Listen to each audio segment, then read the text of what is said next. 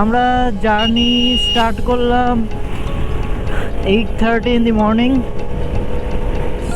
and date is 14th 14 তারিখ 8:30-তে আমরা journey start করছি কৃষ্ণনগর। এখান থেকে 315 kilometre and Krishnanagar to my home is close two 4 kilometre.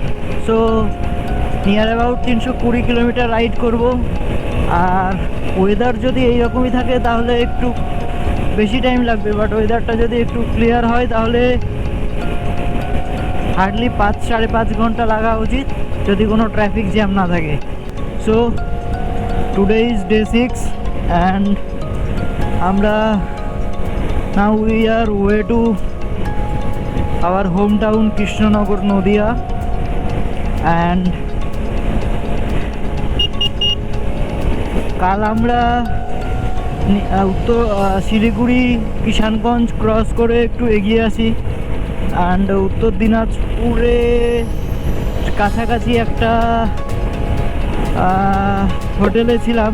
হোটেলটার নাম হচ্ছে মা অন্নপূর্ণা। হোটেলের ফেয়ার ছিল 700। আমি আর ইচ্ছা করে কোনো ছবি দিচ্ছি না, কারণ যা হোটেল ছিল তাতে ছবি দেওয়াটা মোটেও কিছু বলছি না, আর বাকিটা বুঝে নাও। তো খাবারটা ভালো ছিল, 4টে রুটি আর 1 plate chicken.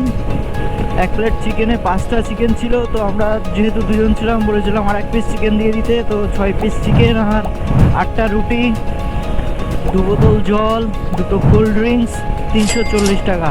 That is fair enough. But রুমটা একেবারেই যাতা। আর আমরা আর একটু আগে বেরোতে পারতাম, বাট এতটাই ফগি, ঠান্ডা নেই বাট এতটাই ফগি ন্যাশনাল হাইওয়ে অ্যান্ড আশেপাশে, সেই কারণে আমি রিস্ক নিতে চাইনি। তো একটু ওয়েট করলাম। ইভেন সাহিত্য বলছিল ভোরে ভোরে বেরোই, তাহলে হেভি ভিউ আসবে। আমি বললাম না, দরকার নেই, ন্যাশনাল হাইওয়ে। তো কিছু কিছু সময় এই ধরনের ডিসিশান নিতে হয়, কিছু করার নেই, কারণ লাইফ ইজ ইম্পর্টেন্ট। বেঁচে থাকলে এরকম অনেক ফগি দেখতে পারবো আর এরকম অনেক নতুন নতুন জায়গা এক্সপ্লোর করতে পারবো। তো লাইফ ইজ প্রিসিয়াস। পেছনে কিষানগঞ্জ, উত্তর দিনাজপুর ছেড়ে দিয়েছি, সামনে Raiganj 18 kilometre, then Malda, then Murshidabad, then Nadia and then our destination Krishnanagar. চলো, কোনো তাড়াহুড়ো নেই, we have enough time, we have whole day man. তো আমরা যারা বিগত 2 বছর বা 3 বছর বা এরকম অনেক রাইডার আছে বিগত 5-7 বছর ধরে এই রুটে রাইড করছে, তাদের কাছে এই বাইপাসটা কিন্তু স্বর্গ। কারণ একটা সময় এই রাস্তাগুলো এতটাই খারাপ ছিল, মানে যখন বাইপাসগুলো আন্ডার কনস্ট্রাকশন ছিল, বাপরে বাপ। তো কলকাতা টু শিলিগুড়ি বেশ কয়েকটা বাইপাস আছে, তো আমার কিন্তু বেস্ট লাগে ডালখোলা বাইপাস। মানে একদম যদি আমি আরও পিন পয়েন্ট করে বলি, রায়গঞ্জ টু ডালখোলা। ওদিকে বহরমপুর বাইপাসটাও আছে, বাট অতটা মেনটেন্ড নয়, কারণ ওই বাইপাসটাও খুব সুন্দর, বাট এই জাস্ট মানে বছর খানেকও হয়নি, মেবি বছর খানেক বা তার একটু বেশি এটা ওপেন হয়েছে, বাট অবস্থা কিন্তু খারাপ। মানে তুমি কিন্তু আর ওই 3 ডিজিটে ক্লক নিতে পারবে না। ইভেন আমি তো বলবো 70-80তেও যদি তুমি রান করো, দেন পটহোলগুলো একটু দেখে, হ্যাঁ, কারণ ওই বাইপাসটাতে কিন্তু বেশ কয়েকটা পটহোল, বেশ কয়েকটা না, বেশ কয়েকটাই আছে, আর সেগুলো কিন্তু খুবই ডেঞ্জারাস। একটা পটহোলই যথেষ্ট আমাদের বাইকারদের জন্য। আমার ডান দিক দিয়ে শাহিদ ওভারটেক করে বেরিয়ে গেল, no problem at all, you have that rights, কারণ আমরা হাইওয়েতে আছি। এই ধরনের পিওর রাইডিং ভিডিও, যেখানে র রাইডিং যদি তুমি চাও, তাহলে তুমি বা তোমরা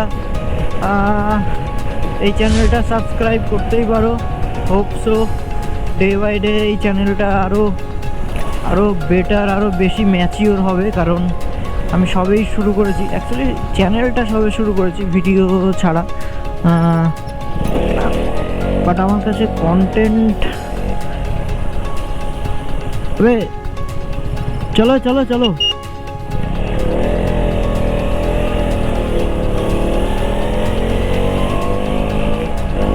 কন্টেন্ট আমার কাছে প্রচুর প্রচুর আছে, মানে মেবি 10টা মিনিমাম রাইডের ভিডিও আমার কাছে পড়ে আছে, বাট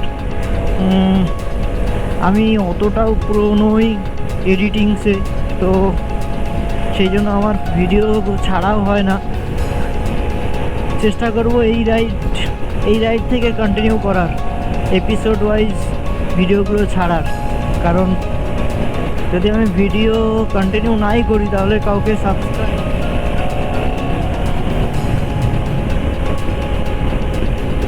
রায়গঞ্জ সামনে, মালদা সামনে, আর এই ধরনের স্পিড ব্রেকারস মানে যেখানেই লোকালিটি আছে না, আমি সবসময় বলবো যখনই এই ধরনের অবস্টাকেলগুলোকে আমরা ক্রস করব না, আমি অবস্টাকেলই বলবো বা স্পিড ব্রেকার বলবো, ক্রস করার সময় আমাদের ভেতরে কিন্তু অনেক অনেক মহারথী আছে, যারা কিন্তু হয় ডান দিকে দেখে নয় বাঁ দিকে দেখে, মানে বোথ ওয়েতে দেখে রাস্তা পার করে না। তো বেটার ইজ যখনই এই ধরনের কনজাস্টেড এরিয়া আমরা ক্রস করব না, একবার হর্ন দাও, কারণ যদি সে ডান দিকে দেখে বাঁ দিকে যদি খেয়াল না করে, বা যদি বাঁ দিকে দেখে ডান দিকে খেয়াল না করে, তো অ্যাটলিস্ট হংকের শব্দে সে কিন্তু দুদিকেই তাকাবে। তো এই ধরনের ছোটোখাটো ইনসিডেন্টগুলোকে কিন্তু এড়ানো যায় এইভাবে। বাকি তো অনেক জিনিসই আছে যেগুলো আমাদের হাতে নেই, তো সেগুলো নিয়ে কথা না বলাটাই বেটার, বাট যেগুলো আমাদের হাতে আছে সেগুলো নিয়ে আমরা কথা বলতেই পারি।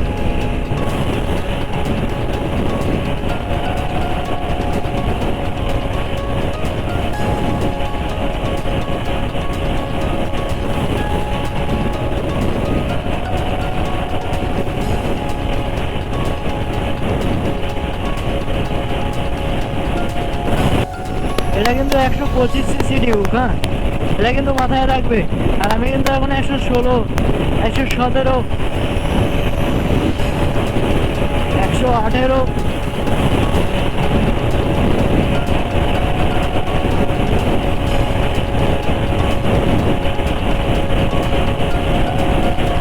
ঠিক এই কারণেই ডিউক আমার এত ভালো লাগে, মানে this machine is a full of power. 125 CC মানে একদমই একে আন্ডার এস্টিমেট করার কোনো কারণ নেই। তোমার আশেপাশে যে কোনো ব্র্যান্ডস তুমি নিয়ে নিতে পারো এক্সেপ্ট কেটিএম, তাদের 125 সিসি, 150 সিসি, 160 সিসির সঙ্গে ইউ ক্যান কম্পেয়ার ইট।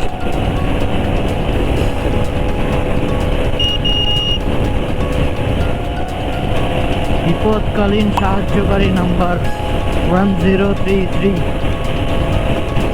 আমরা রাইড স্টার্ট করেছিলাম 8:30 ইন দ্য মর্নিং, এখন বাজে 10:10, মানে 1 ঘন্টা 40 মিনিট। আর 1 ঘন্টা 40 মিনিটে আমরা অলরেডি 120 কিলোমিটার কভার করে নিয়েছি। ফারাক্কার 18 kilometre and Krishnanagar is 200 kilometre. আর আমরা জাস্ট 5 মিনিটের একটা হল্ট দিয়েছিলাম, ফিউল আপ করে নিয়েছি, ট্যাঙ্কি ফুল। তো কলকাতা থেকে জার্নি স্টার্ট করেছিলাম অ্যান্ড ফারাক্কা থেকে 18 কিলোমিটার আগে আবার ট্যাঙ্কি ফুল করলাম। তো 3800 টাকা, আশা করি পুরো কলকাতা টু কলকাতা কমপ্লিট। ফারাক্কাতে এসে গেছি, মনে হচ্ছে লাকটা আজকে ভালো আছে, জ্যাম কম আছে। ওয়াও, না মোটেও নয়, টুকটাক তো থাকবেই। সো এই হচ্ছে আমাদের ফারাক্কা, বাংলাদেশিদের কাছে বহু বিতর্কিত একটা বাঁধ, আর ভারতের কাছে একটা খুবই দরকারি এবং প্রয়োজনীয় একটা বাঁধ। আর বাঁদিকে আমাদের আরও একটা ফ্লাইওভারের কাজ চলছে, যেটা হয়ে গেলে এখানকার জ্যামটা একটু কমবে, এই আর কি। Nice nice.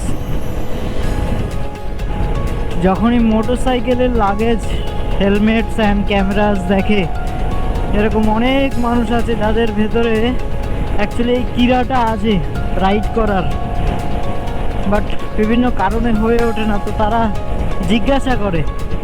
তো সামহাও আমি প্রত্যেকবারই মিস আউট করি, আমার ক্যামেরা অন থাকে না, বাট আমি প্রত্যেকের সঙ্গে কথা বলি। যাই হোক, তো এখনই একজনের সঙ্গে কথা বললাম, তো হি ওয়াজ আস্কিং কি where are you going. Farakka to Mourigram, then Baharampur, then Krishnanagar যাব।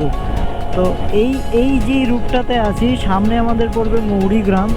অ্যান্ড মৌরিগ্রাম হচ্ছে আমাদের ডান দিকে পড়বে, বেসিক্যালি ডান দিকে টার্ন নিয়ে বেরোতে হবে, আর বাঁদিকে আমরা বেরিয়ে যাব বহরমপুরের দিকে।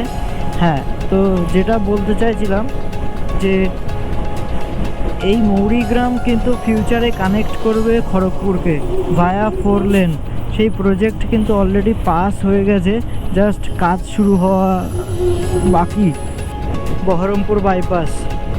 আর আমি সকালেই বলেছিলাম যে বাকি যতগুলো বাইপাস আছে সেই তুলনায় বহরমপুর বাইপাসটা স্টেবল নয়, কারণ আমি একমাত্র ফার্স্ট টাইম যখনই এসেছিলাম তখনই দেখেছিলাম যে বহরমপুর বাইপাসটা ঠিক আছে, দেন লাস্ট টাইমও সেম, আর এইবারও সেম। ফাইনালি বেলেডাঙ্গা পার করে গেছি বা ক্রস করে গেছি।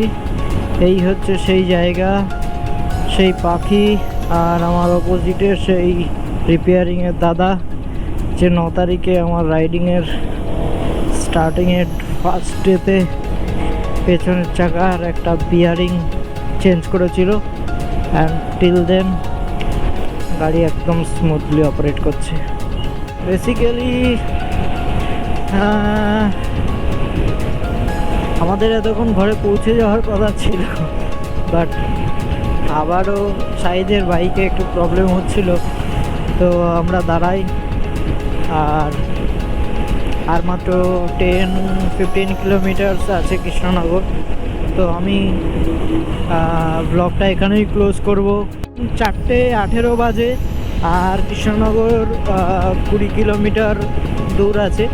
তো বেসিক্যালি আমাদের আরও 1-1.5 ঘন্টা সময় নষ্ট হলো, তার কারণ হচ্ছে শাহিদের চেনটা বারবার পড়ে যাচ্ছিলো মোটরসাইকেলের, এর আগেও একবার পড়েছিল আজকে। তো চেন সকেটটা চেঞ্জ করা হলো সেই কারণে, না হলে আমরা এতক্ষণে যে যার ঘরে পৌঁছে যেতাম। তো নো প্রবলেম, তো এখানেই সবাইকে আলবিদা বলে আজকের মতন এই ব্লগটা ক্লোজ করছি। আর এই ক্লোজিংয়ের সঙ্গে আমাদের কলকাতা টু নাথুলা বা Kolkata to Gangtok to Changu Lake to Nathula to Zojila to Nathang, আর Nathang to Rangpo to Siliguri to Krishnanagar, এই ব্লগটা শেষ করছি। আর এর প্রত্যেকটা এপিসোড আসবে, তোমরা একটু ধৈর্য ধরে দেখবে। অ্যান্ড খুদা হাফিজ, টাটা, বাই বাই, নমস্কার, and ride with a smile.